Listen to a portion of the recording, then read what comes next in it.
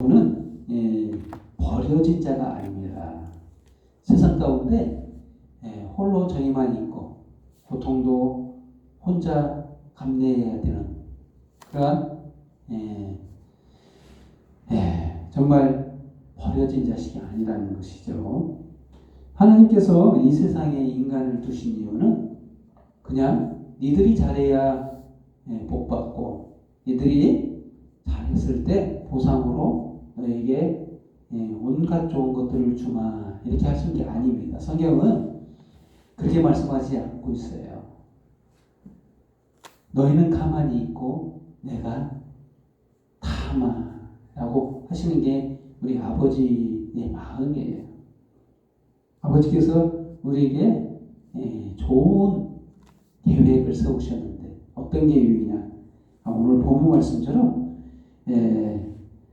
우리를 위로하고 보혜해서 구원하여 정말 좋은 것들로 우리를 채워주시려는 하나님의 마음이 오늘 말씀 가운데 본문 가운데 기록되어 있다는 거예요. 정말 하나님은 우리를 살게 하고 우리를 기쁨 가운데 기쁨이 충만해서 정말 기쁨을 이기지 못하는 것을 원한다. 하나님의 마음이라는 거죠. 하나님께서는 우리를 향하신 마음이 그런 마음이에요. 오늘과 같이 이렇게 코로나가 우리 마음을 휘잡아 흔들고 있는 이 가운데 무슨 말씀이 가장 필요한가? 우리가 위로되는 말씀이 무엇인가? 하나님께서는 우리를 위로해 주시고자 원하시는데 오늘 본문에서 말씀한 가운데 우리에게 보혜사가 있다는 거예요. 저와 여러분에게는 이미 보혜사를 보내주셨다는 거예요. 그래서 우리가 지금 기뻐하지 못하고 있는 첫 번째로 그래서 보혜사라는 겁니다. 보혜사를 우리에게 보내주셨어요. 근데 이 코로나 가운데 누가 기뻐할 사람이 있고 힘든 가운데 누가 어려운 가운데서 누가 행복해하는 사람이 누가 있느냐? 정말 힘든 이 시기에 웃을 수 있는 사람이 얼마나 되겠습니까? 그러나 우리는 웃어야 된다는 거예요. 이게 말이 안 맞죠. 이 환경 가운데서 어떻게 웃습니까? 이 성령께서 우리를 깨닫게 하시는데 이 성령은 도대체 어떤 분이신가? 본문 가운데서 말씀해주고 있는데 예수님이 우리 가운데 보내신다는 거죠. 아버지가 우리 가운데 성령님을 보내주시는데 7절 말씀 그러나 내가 너희에게 실상을 말하노니 내가 떠나는 것이 너희에게 유익이라 내가 떠나가지 아니하면 보혜사가 너희에게로 오시지 아니할 것이요 가면 내가 그를 너희에게 보내리니 예수님께서 떠나야만 우리에게 보혜사를 보내주신다. 정말 보혜사 예전에도 제가 말씀드린 것처럼 보혜사가 도대체 누구인가? 정말 우리를 보혜할 수 있는 사람이 누구인가? 인간은 우리에게 인간들끼리는 보혜해 줄 수 있는가? 이 불가능합니다. 완전한 보혜는 없어요. 불완전한 보혜는 할 수 있어도 어느 선까지는 할 수 있어도 완벽하게 우리를 보혜해 줄 수 있는 분은 이 세상 가운데는 없다. 오직 하나님만이 보혜사다라고 할 수 있어요. 근데 성삼위 하나님이 다 보혜사예요. 성삼위 하나님만이 우리를 보혜하기 때문에 예수님이 보혜사세요. 먼저 오셔서 우리를 위해서 보혜하시기 위해서 일을 하셨죠. 이 땅에 인간의 모습으로 오셨어요. 보혜해 주시려고. 구원해 주시고 우리를 정말 새 생명 가운데 살게 하시려고 예수님이 이 땅에 오셨다. 보혜사입니다. 근데 또 다른 보혜사를 보내시는데 바로 그분이 성령님이시라는 거예요. 성령님에 대해서 잘 이해력이 없을 수 있는데 성령님은 모습이 보이지 않아요. 하나님 아버지처럼 우리 눈으로는 볼 수 없는 분으로 계십니다. 존재 방식이 인간의 모습으로 존재하시는 분은 딱 한 분, 하나님이신데 육체로 오신 분 바로 예수 그리스도만 우리 가운데 육체로 볼 수 있는 분이에요. 그래서 보혜사 성령님과 성부 하나님은 우리 눈에 보이지 않아요. 존재 방식이 다르죠. 근데 그 성령님께서 이 땅 위에서 하시는 일이 무엇인가? 구체적으로 여러 가지 일들을 한다고 했죠. 모든 일을 한다고 볼 수 있습니다. 인간을 보호하는 모든 일들을 다 해주신다라고 볼 수 있는데, 정말 오늘 본문 가운데서는 기억하게 한다. 기억나게 하시는 분이 누구일까? 4절 말씀. 오직 너에게 이 말을 하는 것은 너희로 그때를 당하면 내가 너에게 말하는 이것을 기억나게 하려 함이요. 지금은 기억 못한다는 거죠. 예수님이 함께 하는데도, 예수님이 아무리 설명해도 이 일을 무슨 일 때문에 이 일이 이해력이 없다는 거죠. 기억도 안 날 수 있는 그 일을 기억나게 한다. 이 누가 하느냐? 보혜사 성령께서 하신다는 거예요. 또한 인도하신다는 거죠. 우리를 하나님께 인도하신다. 13절 말씀. 그러나 진리의 성령이 오시면 그가 너희를 모든 진리 가운데로 인도하시리니. 모든 진리. 진짜를 알게 하신다는 거예요. 진짜가 있고 거짓이 있잖아요. 이 세상 가운데는 본질이 있고 비본질이 있어요. 진짜가 있고. 한 가지 예를 들면 그렇습니다. 오늘 본문 가운데서 말씀해 준 걸 기준으로 해서 말한다면, 여자가 임신을 해서 해산의 수고를 하잖아요. 이게 원래부터 영원한 걸까요? 이게 영원한 거 아닙니다. 이게 일시적인, 이 세상 가운데서만 필요하지 천국에서는 해산의 수고를 하지 않아요. 천국에 있어야만 이게 영원한 겁니다. 여자가 잉태하는 것은 이 땅에서만 가능해요. 이게 본질일까요? 영원한 게 본질일까요? 영원한 것만 본질이에요. 진리라는 거죠. 영원한 것만. 영원하지 않는 것은 진리가 아니에요. 해산의 수고를 왜 하나님이 인간 가운데 두셨나 생각해 봤더니, 예수님이 해산의 수고를 하겠다는 거예요. 생명을 잉태하려면 고통이 따른다는 거예요. 여인의 수고, 잉태하는 고통, 이 고통을 통해서 우리에게 말씀하시고 있는 게 뭐냐?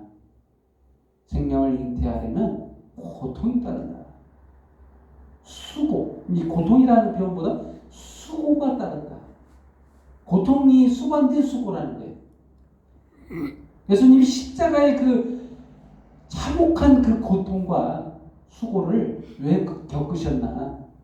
생명을 잉태하려고, 영원한 생명을 탄생케 하려고, 태어나게 하려고 그렇게 하셨다는 거예요. 이게 해산의 수고라는 거예요. 이게 본질이에요. 이거는 영원한 겁니다. 왜 영원하냐면 예수님이 영원하신 분이기 때문에 이게 영원한 해산의 수고라는 거예요.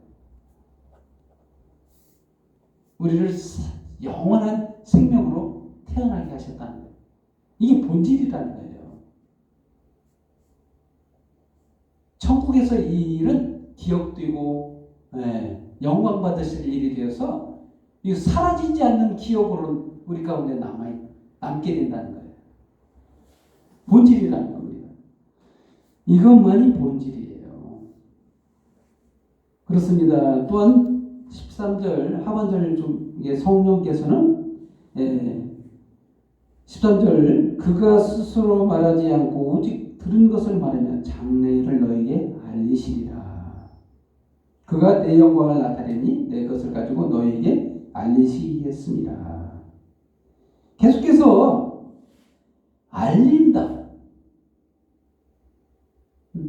우리가 모르는 사실들에 대해서 성령은 알게 한다는 거죠. 15절 말씀, 무릇 아버지께 있는 것은 다 내 것이라. 그러면 내가 말하기를 그가 내 것을 가지고 너희에게 알시리라 했노라. 그렇습니다. 성령께서 하시는 일을 뭔지 알겠죠? 하나님이시라는 거예요. 성삼위 하나님이 동일하신 한 분 하나님이시라는 거예요. 그래서 같은 일을 해요. 보혜를 하는 거. 인간의 보혜를 위해서 여러 가지 일들을 하는데 굉장히 중요한 일을 하고 계시죠. 알리신다. 이 말은 오늘 본문에서는 알리는 거에 대해서 굉장히 기록이 많이 되어 있습니다. 깨닫게 한다. 지식을 알게 한다. 그렇습니다. 성령께서 하시는 일 세 가지 구체적인 가장 큰 일에 대해서 저번에도 예전에 얘기했었죠.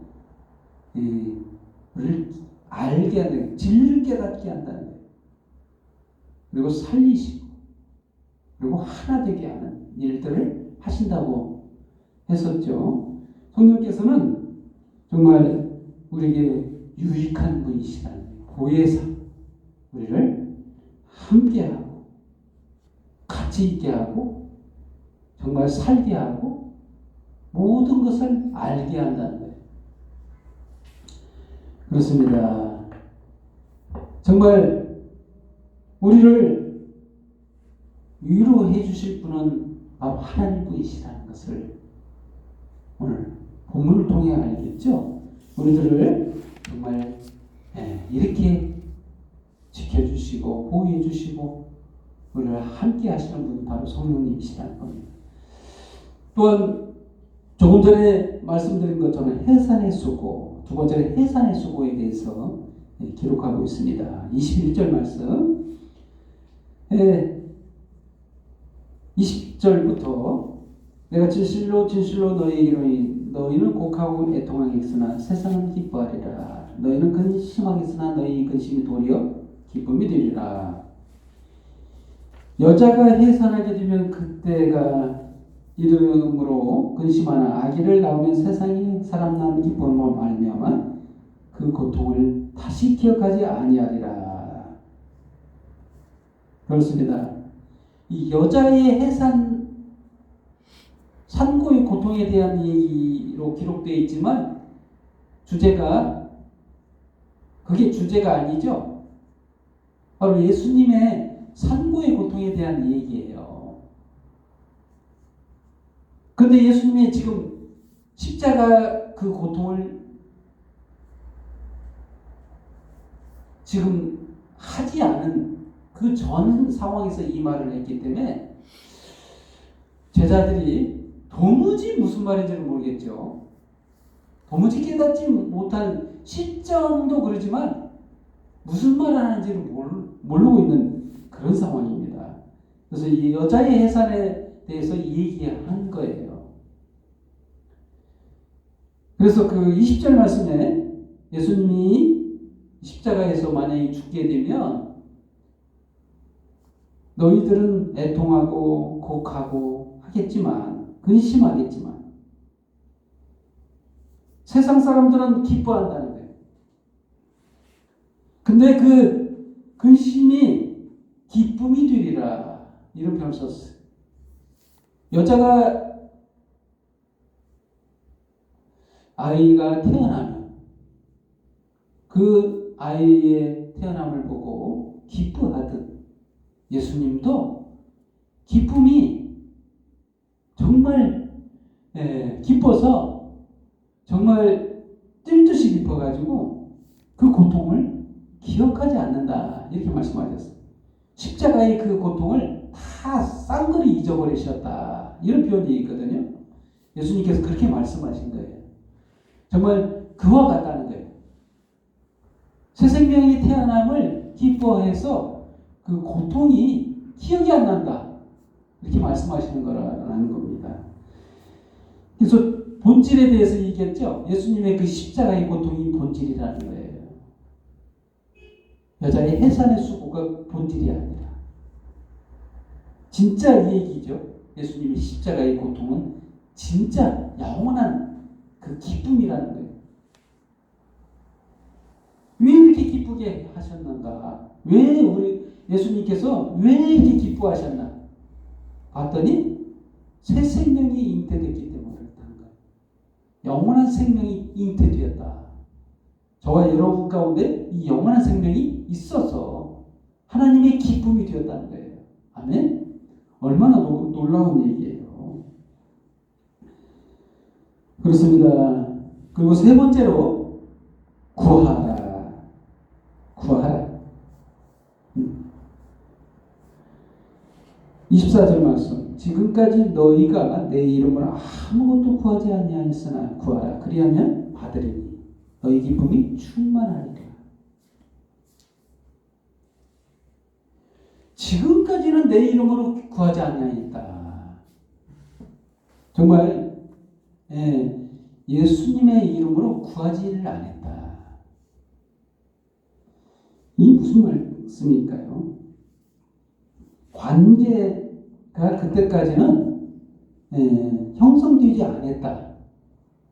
사실 그 여인이 뱃속에 있고 애를 태어나지 않으면 그동안에 엄마이기는 해도 만약에 태어나지 않고 그대로 있을 수는 없잖아요. 죽거나 뱃속에만 있다면 관계의 형성이 되긴 했어도 완전한 관계의 형성이 안 되잖아요. 해산의 수고를 겪어야만 관계가 정확하게 형성되죠. 인정을 받죠. 인정을 받고 호적에도 옮기고 해서 정말 자녀로 기록을 하잖아요. 그와 같다는 거예요. 이제 구할 대상이 생겼다는 거예요. 부자 관계가 형성됐다. 아버지와 아들 관계가 명확하게 형성됐다는 그런 의미입니다. 그래서 그동안에는 아무 관계가 안 되었기 때문에 구할 대상이 없었어요. 뭘 달라고 할 대상이 없었다. 근데 예수님이 십자가의 그 고통을 겪고 난 그 이후부터는 관계가 완전히 형성돼서 저와 여러분에게는 아버지가 생겼다는 거예요. 자녀가 부모에게 구할 수 있는 자격이 주어졌다는 거예요. 그래서 누구의 이름으로? 예수 그리스도의 이름으로 구할 수 있는 자격이 주어졌다는 거예요. 그걸 구하라라고 하는 말씀을 본문에서 기록하고 있는 거예요. 구하는 대로 주시니까 이 기쁨이 충만하다는 거예요. 아버지도 좋아하고 자녀도 받아서 좋고 그런 관계가 형성된다. 그렇습니다. 정말 얼마나 좋아요. 이 코로나 가운데 힘든 이 시기에 우리에게 위로해 주시는 말씀 바로 구하는 대로 주시겠다. 달라는 대로 주겠다 하신 아버지가 있다는 거예요. 우리에게. 그리고 성령님이 우리 가운데서 도우시고 계시다는 거예요. 우리가 필요한 것 뭐가 필요한지 다 알고 계시다는 거예요. 그리고 깨닫게 하고 살게 하고 생명으로 정말 기쁨을 누리게 하신다는 거예요. 그게 바로 보혜사가 우리에게 하시는 일이라는 거예요. 정말 이러한 하나님이 우리 가운데 있습니다. 기뻐하십시오. 기뻐하라. 이런 명령을 내리셔서 감사하라, 기뻐하라, 범사에 기도하라. 이렇게 하나님께서 하신 그 말씀 기억하시죠? 정말 우리는 충분한 위로를 받고 있어요. 바로 어떻게 위로를 받냐? 성령 안에서 우리는 충분합니다. 정말 우리가 알지 못해서 그러지 우리 주신 게 너무 많아요. 주신 게 더 많습니다.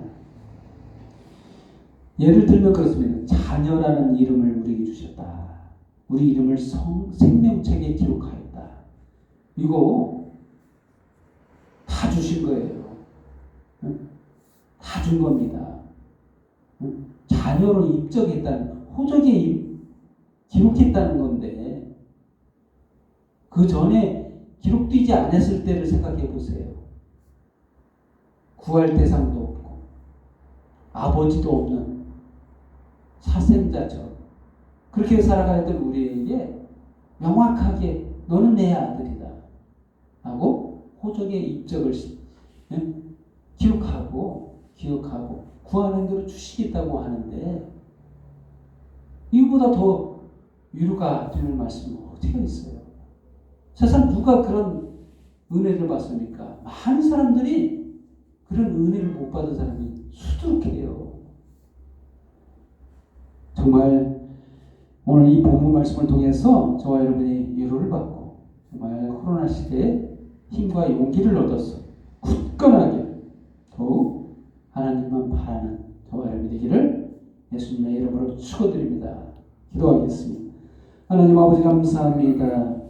저희들을 사랑 가운데 기쁨 가운데 살기를 원하셔서 주님의 크신 계획과 꿈을 또한 봤습니다. 이제 이 꿈을 이루셔서 십자가의 그 산고의 고통을 겪으시고 우리를 잉태하사 영원한 생명으로 살게 하시니 정말 감사합니다. 성령을 보내셔서 저희를 보호해 주시고 보호하사 정말 크신 은혜 가운데 기쁨으로 주님을 맞게 하시니 또한 감사합니다. 오늘 이 예배를 통해 주님을 높이오니 주님 홀로 영광을 파도옵소서. 모든 영광 주님 앞에 돌려오며 예수님의 이름으로 기도합니다. 아멘.